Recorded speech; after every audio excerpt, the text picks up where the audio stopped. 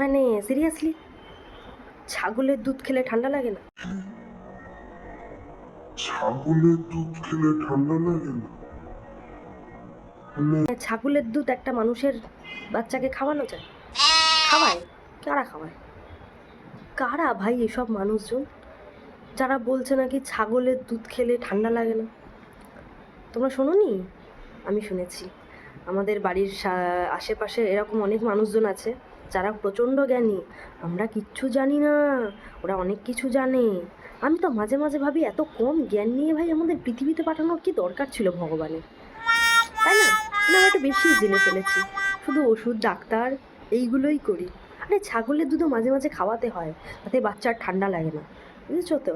সবসময় ওষুধপত্র খাওয়ালে হয় না। আমি তো ভাবি ডাক্তারখানাগুলো ওষুধ কেন বিক্রি করে? ছাগলের দুধ, ভেড়ার দুধ, যার যার দুধ আছে সবই তো বিক্রি করতে পারে। বাচ্চাদের খাওয়ালে যখন ছাগলের দুধ বা যাই হোক, ঠান্ডা লাগে না, না কিছু হয় না। সিরিয়াসলি, এই সিজন চেঞ্জে তো ঠান্ডা লাগবে, এটা স্বাভাবিক ব্যাপার। ছাগলের দুধ খাওয়ালে ঠান্ডা লাগবে না? যাকে বাদ দাও, ক্যামেরাটায় আমার লিপ বামকে লিপস্টিক মনে হচ্ছে।